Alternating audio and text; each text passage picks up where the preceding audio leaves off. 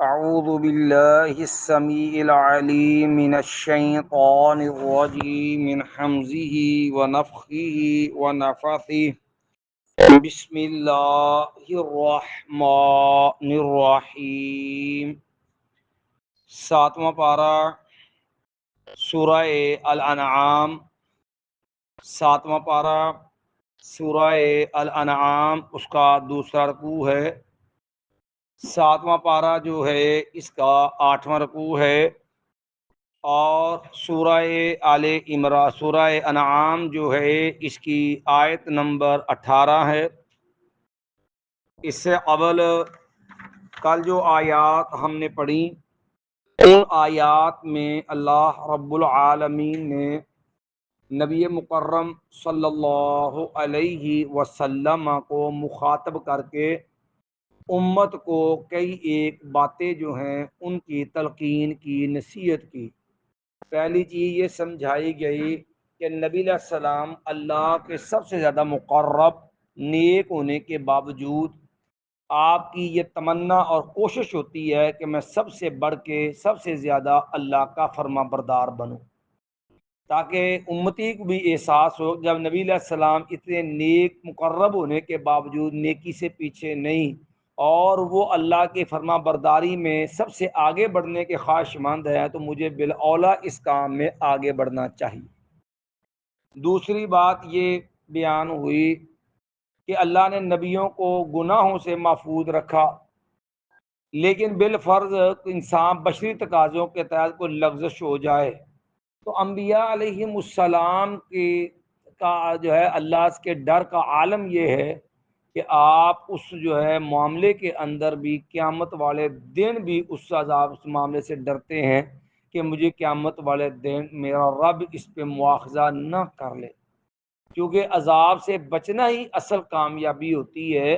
تو اس لیے جب نبی علیہ السلام جو پوری کائنات کے امام، نبیوں کے امام، جن کے اشاروں سے جنت کے دروازے کھلنے ہیں، اتنا اعلیٰ مقام رکھ کے اللہ کی نافرمانی سے اتنا ڈرتے ہیں، تو جو بندہ عام آدمی ہے، گناہ گار ہے، جو عام آدمی جس کی نماز و معاملہ کا دین کا اتنا اعلیٰ سٹیٹس نہیں ہے، اسے تو بالاولیٰ اللہ کی نافرمانی سے ڈرنا چاہیے، تاکہ اللہ کسی میرے معاملے میری پکڑ نہ کر لے، میرا مواخذہ نہ کر۔ تیسری بنیادی بات جو کل ہم نے پڑھی تھی وہ یہ تھی، ایک بنیادی اسلام کا عقیدہ۔ قرآن مجید میں اللہ نے بار بار یہ عقیدہ دہرایا، اور اس عقیدے سے ہی آدمی کے بڑے سارے معاملات اصل بنیادی منسلک ہیں۔ شرک کا زیادہ دروازہ بھی اسی کے ساتھ معاملہ بنتا ہے کہ آدمی اپنا نظریہ عقیدہ مضبوط کرے کہ میرے نفع کا مالک بھی اللہ، میرے نقصان کا مالک بھی اللہ۔ نفع دینے چاہے دنیا میں کوئی ٹال نہیں سکتا، اللہ نقصان دینا چاہے دنیا میں کوئی بچا نہیں سکتا۔ اور نبی علیہ السلام صحابہ اکرام کو یہ عقیدہ سکھلاتے تھے۔ سید جامع ترمذی میں حدیث ہے، سید عبداللہ ابن عباس رضی اللہ عنہ، آپ کے چچا زاد بھائی تھے، ویسے بچوں کی طرح تھے، چونکہ عبداللہ بن عباس چھوٹے تھے۔ نبی علیہ السلام جب فوت ہوئے تو عبداللہ بن عباس قریب کوئی کیا لیں کہ زیادہ بھی کوئی 10-11 سال کے قریب تھے، اس سے زیادہ عمر نہیں تھی سید عبداللہ بن عباس کی۔ تو سیدنا عبداللہ بن عباس رضی اللہ تعالی عنہ آپ کے پاس ساتھ بیٹھے ہیں، تو نبی اللہ عنہ کو جو چیزیں سکھائی نا، ان میں سے ایک چیز یہ بھی تھی عقیدے کی، میں بیٹا وعلم، میں بیٹا یہ بات سمجھ لے، اس بات کو اچھی طرح جان لے، وعلم ان الامۃ لاجتمعت علی ان ينفعوک، اگر پوری دنیا متحد ہو جائے کہ عبداللہ کو فائدہ دینا، ما ينفعوک الا ما قد كتبه اللہ لک، ساری کائنات مل کے تجھے اتنا ہی فائدہ دے سکتی جو اللہ نے تیرے مقدر میں لکھ دیا، اس سے بڑھ کے تجھے ایک ذرے کا فائدہ نہیں دے سکتی۔ بیٹا دیکھ، اگر پوری دنیا یہ تہیا کر لے کہ عبداللہ کو نقصان پہنچانا، تکلیف دینا، اور تیرے رب کو وہ نقصان منظور نہ ہو، یاد رکھ بیٹا پوری دنیا مل کے تیرا کچھ نہیں بگاڑ سکتی، نقصان تجھے اتنا ہی ہوگا جب اللہ نے مقدر۔ پھر قرآن نے یہ عقیدہ مثالوں سے سمجھایا ہے۔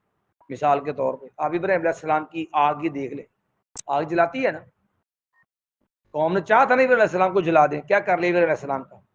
جلا لیا ابراہیم علیہ السلام کو۔ یا رب نہ مارنے پہ مارنا چاہے، رب نہ جلانے پہ آئے تو آگ کا کیا کام ہے؟ حالانکہ آگ کام ہے جلا دینا، لیکن اللہ بچانے پہ آئے تو آگ بھی جلا۔ ابراہیم کے ہاتھ میں چھری ہے اور بیٹے کا گلا کاٹنا ہے، اور بیٹا کٹوانے کو تیار ہے، اور مقصد بھی اللہ کی رضا۔ چھری کا کام کیا ہوتا ہے؟ لیکن رب کو منظور نہ ہو تو چھری کاٹ دے گی؟ چھری بھی نہیں کاٹ سکتی۔ رب نے چھری کے نیچے سے بھی اسماعیل نکال کے رب نے مینڈا دے دیا، اللہ نے اسماعیل کو وہاں سے بچا لیا چھری کے نیچے سے۔ کہنے کا مقصد یہ ہے کہ یہ عقیدہ جو ہے اپنا مضبوط ارادہ نہ چاہیے کہ میرے نفع کا مالک بھی اللہ، میرے نقصان کا مالک بھی اللہ ہے۔ اب اول قاہر فوق عبادہ، وہی اللہ ہے القاہر، وہ غالب ہے، فوق عبادہ، اپنے بندوں کے اوپر۔ اب یہاں بھی ایک عقیدے کا مسئلہ، کیونکہ یہ مکی صورت ہے نا، قرآن مجید ترجمہ جب بھی پڑھو نا تو یہ ذہن دھیان سے سمجھ کے پڑھا کرو۔ مکے کے اندر جو 5 نمازیں مرائی کے بعد فرض ہوئی ہیں، اور پورے مکی دور میں روزے فرضی نہیں ہوئے، حج فرضی نہیں ہوئے، زکوٰۃ بھی اختیار تھا جتنا چاہو دے لو۔ عملی زکوٰۃ کا نصاب تفصیلی وہ بھی مدینے میں آیا، یعنی بڑے بڑے احکام سارے مدینے میں ہے۔ تو مکے میں کیا تھا؟ مکے میں اللہ کے نبی صلی اللہ علیہ وسلم نے جو تربیت کی نا، لوگوں کو عقیدے پہ نظریے پہ کھڑا کیا ہے۔ ہمارے ہاں جتنا لوگوں میں فرقہ وارانہ سوچ بنانے پہ زور دیتے نا لوگ، کاش کبھی ان کو قرآن سمجھانے پہ، رسول اللہ کی سیرت سمجھانے پہ زور دے تو لوگ میں انقلاب پیدا ہو۔ عقیدہ وہ ہوتا ہے اصل جو قرآن دے۔ ہمارے یہاں صرف فرقہ وارانہ جو ہے وہ صرف چھنج بازیاں نکال کے نا لوگوں کو جو ہے وہ لڑاتے ہیں آپس کے۔ اب ایک بنیادی عقیدہ ہے کہ اللہ تعالیٰ ساری مخلوق سے اوپر ہے، وَهُوَ الْقَاهِرُ، وہ غالب ہے، فوق عبادہ، اپنے بندوں کے اوپر۔ اب دیکھو آپ آیت الکرسی پڑھتے ہیں تو آخر میں کیا پڑھتے ہیں؟ وَهُوَ الْعَلِيُّ، وہ اللہ بلند ہے، علو بلند ہے۔ اب اللہ تعالیٰ اوپر والی جہت میں ہے۔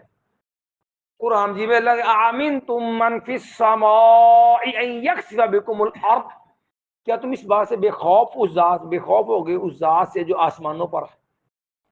اب اللہ تعالیٰ کے لیے قرآن کیا بیان کرتا ہے کہ اللہ تعالیٰ کس طرف ہے؟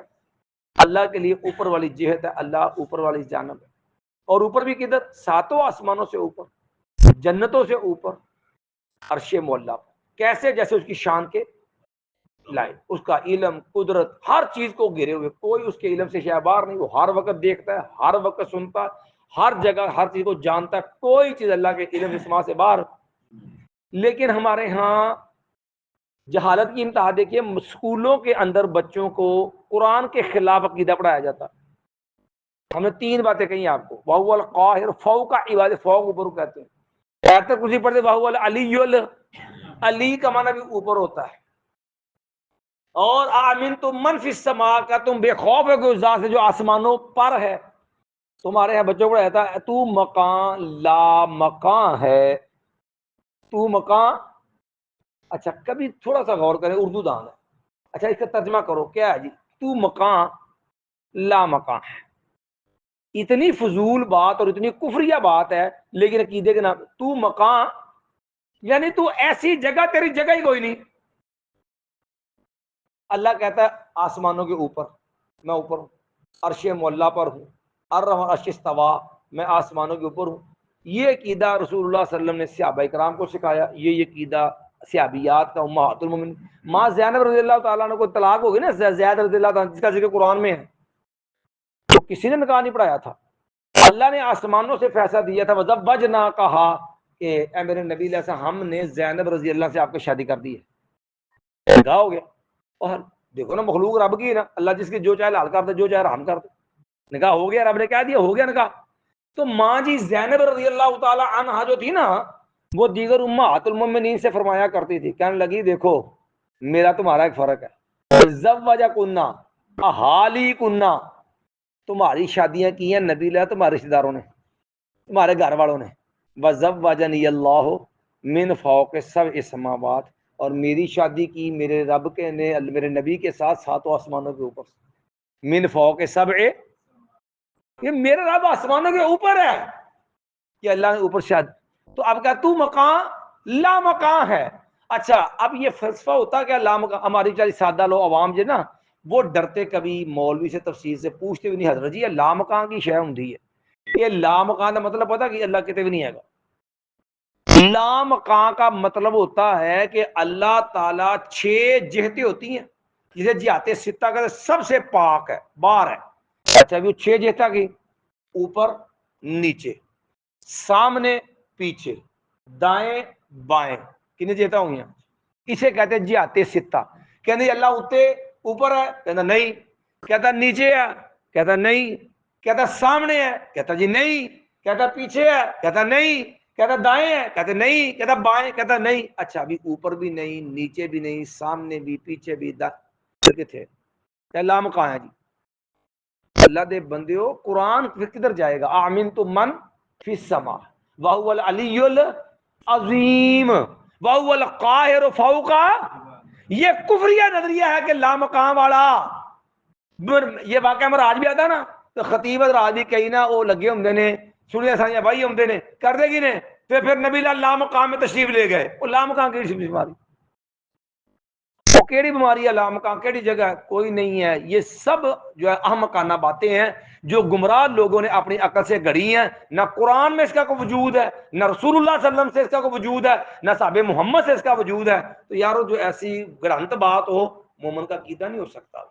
قرآن نے واضح کہا وہو القاہر، وہ غالب ہے، فوق اپنے بندوں کے اوپر ہے، وہو الحکیم الخبیر، وہ زبردست حکمت والا ہے۔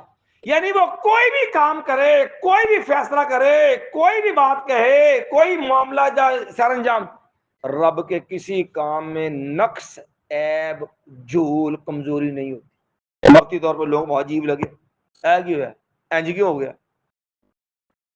اس لیے نبی علیہ السلام نے ایک عقیدہ سمجھایا ہر مسلمان کو۔ نبی علیہ السلام نے اپنے صحابی کو نصیحت کی تھی، آپ نے تو اللہ کے بندے ورزا بما قسم اللہ لک، جو رب نے تیرے لیے لکھ دیا نا تو اس پہ خوش ہو جا۔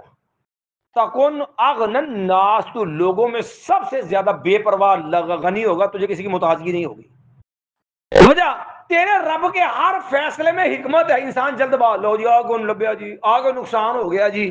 انسان اپنا وقتی اور جلدی آنے والا ماحول اس کے مطابق سوچتا ہے، اور کائنات کا رب بڑی دور کی تدبیر کرتا ہے انسان کے حق میں، بڑی چیز ہوتی ہے، انسان کے محض نہیں ہوتی۔ اللہ مثالوں سے یہ بات سمجھائیے کہ اللہ کے معاملات میں بڑی حکمت ہوتی ہے۔ ہمیں پہلے یاد ہوگا واقعہ سنایا تھا ایک دفعہ کہ حجاج بن یوسف تھے نا، جب سیدنا حسین رضی اللہ عنہ کوفے آ رہے تھے نا تو حجاج کو جو ہے وہ اپنا ملایا، جو اس کا تھا سپریم کمانڈر، وہ اس کا نام تھا عثمان۔ اچھا اس ہوئے اتفاق کہہ لیجیے اس بیچارے کو چوٹ لاگی ہوا کہ وہ کہیں سے گرا، اس کے دونوں پاؤں ٹوٹ گئے۔ ایک بندہ پتہ لینا آیا، کہنے لگا عثمان کیوں ہے؟ کہنے لگا یار میرے دونوں نہ پاؤں ٹوٹ گئے۔ کہنے لگا کون اللہ خیر کر، اس میں بھی اللہ کے یہاں کوئی حکمت ہو۔ اچھا انہوں بڑی تپ چڑھی، عثمان بڑا غصہ آیا، کہ میرے پیر ٹوٹ گئے نے اتو مینوں کہندا ہے بھی حکمت ہو رہی، غصہ تو لگتا ہے نا۔ خیر وہ چلا گیا، کچھ دیر گزری تو حجاج کا پیغام آ گیا کہ عثمان تیاری کرو، کوفے کے اندر بغاوت جو ہے اس کو روکنا ہے تاکہ ماحول خراب نہ ہو، کوفے والوں کے خطوط ایسے حسین آ رہے ہیں۔ تو آگے سے عثمان کہنے لگا کہ حضرت میں تو منجی تے پیا، میرے تو پیر ٹوٹے ہوئے، میں کتوں باہر میں آ ہی نہیں سکتا، میں چل ہی نہیں سکتا، چلو تو آتا رہا۔ تو کہتے ایک ہفتہ نہیں گزرا مجھے اطلاع مل گئی کہ سیدنا حسین رضی اللہ عنہ مسجد کو جو ظالموں نے شہید کر دیا، شہزادہ جنت کو۔ کہنے لگے تب مجھے یہ بات سمجھ آئی کہ عثمان اب بتا پیر ٹوٹنے بہتر ہوئے کہ اچھے برے ہوئے؟ اگر تیرے پیر صحیح ہوتے تو مبادہ تو بھی شاید تو بھی اس جرم میں شامل ہوتا۔ تیرے پاؤں ٹوٹ گئے تو رب نے اس کے ذریعے تجھے نواسہ رسول کے خون کے جرم میں شریک ہونے سے کیا کر لیا؟ وَهُوَ الْحَكِيمُ الْخَبِيرُ، وہ اللہ زبردست حکمت والا الخبیر، ہر چیز سے اچھی طرح باخبر ہے۔ کوئی چیز اللہ سے اوجل اور پوشیدہ نہیں، اس کی معلومات سے باہر نہیں، ہر چیز کو وہ جانتا ہے۔ میں قل، اے میرے پیغمبر علیہ السلام آپ فرما دیجیے، ایو شیء اکبر شہادتاً، کون سی چیز سب سے بڑی ہے گواہی کے لحاظ سے؟ سب تو بڑی گواہی کیڑی شاید دیجیے. اصل میں ان آیات کا پس منظر یہ ہے، مشرکین مکہ تو پہلے مخالف تھے رسول اللہ صلی اللہ علیہ وسلم کی، اوپر سے یہودیوں کے بھی قافلے مکے میں، یہودی وغیرہ بھی مکے آتے جاتے تھے کچھ نہ کچھ، تو اب انہوں نے بھی جھٹلانا شروع کیا، اور وہ بھی آ جا کے، حالانکہ اہل کتاب تھے تو مکے والوں کے نبی کی مخالفت میں کہ یہ نبی جو ہے جو کہ بنو اسماعیل سے ہے، ہم بنو اسحاق ہیں، تو یہ نبی اس سے آئے گا، تم کو برداشت ہے، حضرت حسد تھا تو وہ ان چیزوں کو برداشت نہیں کرتے تھے. تو انہوں نے بھی جب جھٹلایا نا، تو اب ظاہر ہے نبی علیہ السلام دل گرفتہ تو ہوتے ہیں نا، کہ ہر بندہ سمجھتے ہوئے بھی کہ یہ جب حق ہے تو صرف زدگی سے انکار کر رہا ہے، تو اللہ نے نبی علیہ السلام کو دلاسا بھی دیا اور امت کو مسا بھی سمجھایا. اور لوگوں تم لوگ گواہ دیکھتے ہو، میری گواہی فلاں دیتی جی ماشاءاللہ، وہ بندہ پھر بندہ ہے، کتنا کو نیک ہو جائے گا. تو پوری کائنات کا رب جس کے بارے میں گواہی دے، اسے بڑا اعلیٰ کون ہوگا؟ ایو شیئن اکبر شہادتن، میرے پیغمبر اس سے پوچھئے کون سی چیز ہے جو سب سے بڑی ہے گواہی کے لحاظ سے؟ رب تو بڑی گواہی ہے جی کہ شاید ہی میں نال ہی میرے پیغمبر عقیدہ بھی سمجھا دس دے، پھر سب بڑی گواہی ہوا ہے، پھر اللہ تو بعد کوئی نہیں، تو میں دس دے پھر سب بڑی گواہی کیڑی ہے؟ قل اللہ، آپ کہہ دیجئے گواہی کون سی، کون ہے؟ اللہ. اللہ شہید بینی و بینکم، اللہ تعالیٰ گواہ ہے میرے اور تمہارے درمیان. ٹھیک ہے، سچا کون جھوٹا ہوگا رب فیصلے کر دے گا سارے. اللہ تو بڑی گواہی کوئی نہیں. ہوں ایک اور کی سمجھنے والا، اج کل سوشل میڈیا دور ہے نا، بڑے بڑے بدتمیز قسم کے لوگ نے بڑی جرت نہ کو بکسید ایمان تے بکواس کردا، کوئی میاں شاہ تے بکواس کر، رافضیت دا بھی نا بدتمیزی نہ اپنے آپ کو مناظر سمجھتے ہیں، غیر ملکاں چ بہ کے یورپ چ بکواس کرتے ہیں امت مسلمہ دے مقدس ہستیاں دے اوتے، صحابہ کرام تے بکر تے عمر تے عثمان تے سیدہ حفصہ تے امی عائشہ تے دیگر تے. بدبختاں دا ایمان قرآن تے بھی نہیں، نبی تے بھی نہیں. اللہ کے اندر اللہ سے بڑی گواہی کوئی کون سی چیز سب سے بڑھ کر ہے گواہی میں؟ اللہ. اللہ تو بڑا گواہ. تے ماں عائشہ دی پاک دامن دی گواہی دیتی کنے سی؟ ماں عائشہ رضی اللہ تعالی عنہ دی پاک دامن دی گواہی دی کس نے؟ اللہ نے. جب رب نے دی ہے تو پھر ماں عائشہ کا مقام کتنا عظیم اعلیٰ ہوگا کہ جن کے جو ہے پاک دامنی کے گواہیاں عرش والا رب دے کے کہے کہ جس الطیبات للطیبین والطیب للطیبات، جس طرح میرا نبی پاک، نبی کا حرم پاک، جس طرح عائشہ پاک اس طرح میرا نبی پاک. اللہ مایا ایو شاک اور شاک اللہ اللہ شہید بینی بینکم، اللہ گواہ ہے میرے اور تمہارے درمیان. وَأُوحِيَ إِلَيَّ هَذَا الْقُرْآنُ، اور وحی کیا گیا ہے الیہ میری طرف، هَذَا الْقُرْآنُ یہ قرآن. ٹھیک ہے، گویا کہ یہ قرآن بھی گویا کہ ایک قسم کی طرح ہے کہ یہ قرآن جو مجھے دیا گیا نا، تو گویا کہ یہ بھی تو میری تصدیق کرتا ہے نا، تو یہ بھی میرے اوپر گواہ ہے. یا یوں کہہ رہے گویا کہ میں اس قرآن کی قسم اٹھاتا ہوں جو میری طرف وحی کیا گیا ہے. اور مقصد کیا ہے؟ اس قرآن کو بھیجا کیوں گیا ہے؟ لِأُنذِرَكُم بِهِ، قرآن کے آنے کا مقصد سمجھیے، لِأُنذِرَكُم تاکہ میں ڈراؤں تم کو، بِهِ اس کے ذریعے، وَمَنْ اور ان لوگوں کو بھی، من اور ان لوگوں کو بھی، بالغا جن تک یہ قرآن پہنچے گا، ان کو بھی اس قرآن کے ذریعے ڈرانا اور سمجھانا ہے. اب یہ آیت دلیل ہے اس بات کی کہ نبی کریم صلی اللہ علیہ وسلم کی رسالت قیامت تک کے لیے ہے. جب تک قرآن ہے تب تک نبی علیہ السلام، جہاں تک قرآن تب وہاں تک رسول اللہ کی رسالت ہے. اب نبی علیہ السلام کے بعد کوئی نیا بندہ نبی بن کے، کیونکہ قرآن قیامت تک کے لیے ہے، قرآن نبی علیہ السلام کے موجز ہے، دلیل ہے نبی کی رسالت کی صداقت کی. جب تک قرآن، جہاں تک قرآن وہاں تک نبی علیہ السلام کی رسالت ہے.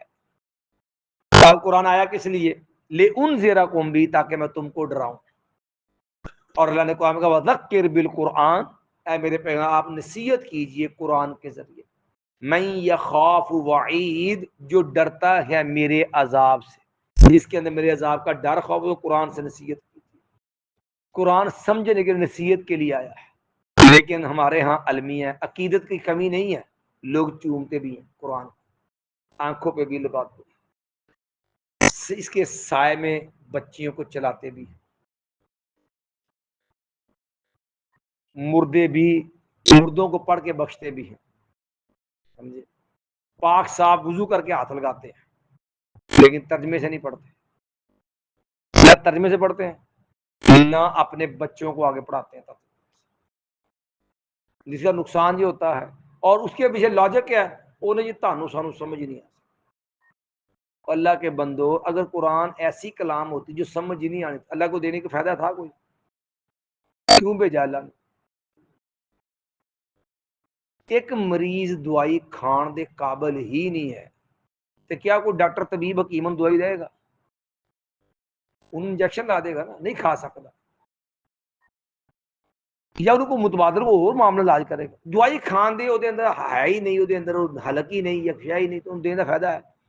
کہ اللہ نے نہیں پتا کہ میرا بندہ، اللہ یعلم من خلق، اللہ جانتا ہے جس کو اس نے پیدا، اللہ اپنی مخلوق کو جانتا ہے، تو اللہ کو پتا ہے میری مخلوق کی قابلیت کتنی ہے، میری مخلوق کس قابل ہے۔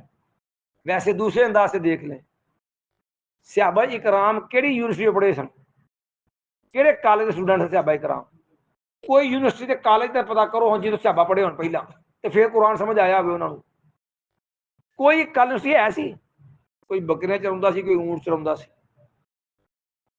تے کوئی سامان تجارت کرتا سی، تے بکریاں دے اونٹاں بکریاں چورن تے اونٹاں چورن نو قرآن سمجھ آ گیا تے 16 سال یونیورسٹیاں چ گال کے ہجے کہندے سانوں سمجھ نہیں آ سکتا۔ اس طرح شاید شہید رحمت اللہ بڑی پیاری گل کہی سی، انہیں کہ اللہ دے بندیو، قرآن اگر جو سمجھ نہ آنے والی چیز ہے تو ایسے ہی سمجھ لو کہ آپ کو کہتے قرآن پڑھو تو کہتے ہیں ایک بندہ بڑا بیمار ہے تے بیمار نہ تکلیف سے نہ کرا رہا ہے، ہائے مر گیا، انہوں کے سیاح نے کہا پلیا دوائی لے، وہ کہنے لگا دوائی لے، بے وقوف نہ ہوتا، وہ کہتا دوائی کھاوے کوئی صحت مند بندہ، کوئی پلوان، میرے ورگے بیمار دا کیا میں دوائی کھانا؟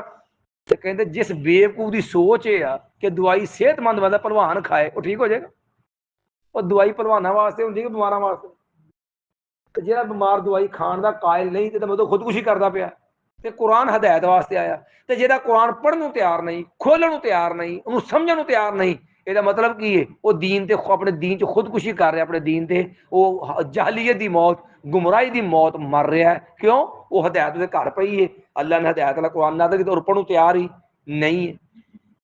میں لانذرکم، تاکہ ڈراؤں میں تم کو اس کے ذریعے، ومن بالغ، اور جن تک یہ قرآن جائے گا ان کو بھی ڈراؤں، میں لتشہدون، ضرور ضرور تم انکم، کیا بے شک تم لوگ جو ہو، بے شک تم لوگ، لتشہدون، ضرور تم گواہی دو گے، ٹھیک ہے، کیا تم گواہی دو گے کہ انما اللہ الہۃ اخری، کہ اللہ کے اور بھی الہ، اور اینا کو رب دی ساری صفات دے کے، او دیاں قدرتاں دے کے، او دا سارا نظام دے کے ہجے بھی کہوں گے اللہ نہ ہو کوئی الہ ہے، جبکہ تمہاری عقل سمجھ ہر چیز تمہارے سامنے ہے کہ اللہ کے ساتھ کوئی الہ مایا۔ اگر کوئی ایسا ضد اناد ہٹ درمی میں کیا آپ یہ باوے ہاں جی کہوں گے اللہ نہ کوئی الہ ہے، میں اقول، اے میرے پیغمبر علیہ السلام کو ضدی اگر ایسا کہنے کی کوشش بھی کرے تو آپ کہہ دیجئے لا اشہد، لا اشہد، میں تو نہیں گواہی دیتا کہ اللہ سے اور الہ ہو، میں گواہی نہیں دیتا کہ اللہ کے ساتھ کوئی اور الہ ہے۔ قل، کہہ دیجئے، انما ہوا الہ واحد، کہہ دیجئے بے شک وہ الہ ایک ہی الہ ہے، الہ ہوا اکیلا ہی ایک الہ ہے، واننی، اور بے شک میں، بریء، لا تعلق ہوں، بری ہوں، میرا کوئی تعلق نہیں ہے، مما، ان لوگوں کے ساتھ، تشرکون، جن کو تم حصے دار بناتے ہو، جن کو تم رب کا شریک بناتے ہو۔ ایک بار پھر ترجمہ دہراؤ، وَهُوَ الْقَاهِرُ فَوْقَ عِبَادِهِ، اور وہ اللہ وہی اللہ جو غالب ہے اپنے بندوں کے اوپر، وَهُوَ الْحَكِيمُ الْخَبِيرُ، اور وہی اللہ زبردست حکمت والا اور بہت زبردست خبر رکھنے والا ہے۔ قل، کہہ دیجئے، ایُّ شَیْءٍ اکبر شہادہ، کون سی چیز ہے جو زیادہ بڑی ہے گواہی کے، سب سے بڑی ہے گواہی کے لحاظ سے؟ قل اللہ، کہہ دیجئے اللہ ہے، شہید بینی و بین، وہ گواہ میرے اور تمہارے درمیان، وَأُوحِيَ إِلَيَّ هَذَا الْقُرْآنُ، اور وحی کیا گیا ہے میری طرف یہ قرآن، لِأُنذِرَكُم بِهِ، تاکہ میں ڈراؤں تم کو اس کے ذریعے، وَمَن بَلَغَ، اور جن تک یہ قرآن پہنچے ان کو بھی ڈراؤں، مَا إِنَّكُمْ، کیا بے شک تم لوگ، لَتَشْهَدُونَ، ضرور تم گواہی دو گے، أَنَّ مَعَ اللَّهِ إِلَٰهًا أُخْرَىٰ، کہ اللہ کے ساتھ اور بھی الہ ہے، کیا تم گواہی دو گے؟ میں یقول، یعنی اگر کوئی ایسا ہو بھی تو قل کہہ دیجئے لا اشہد، نہیں میں گواہی دیتا، قل کہہ دیجئے انما هو الہ واحد، یقیناً وہ ایک الہ ہے، واننی، اور بے شک میں، بریء لا تعلق، میرا کوئی تعلق نہیں ہے، مما، ان لوگوں کے ساتھ، تشرک، جن کو تم شریک بناتے ہو، حصے دار بناتے ہو، یعنی اللہ کے شریک بناتے ہو۔ ابھی ہم دیکھ اشہد ان لا الہ الا انت استغفرک و اتوب الیک۔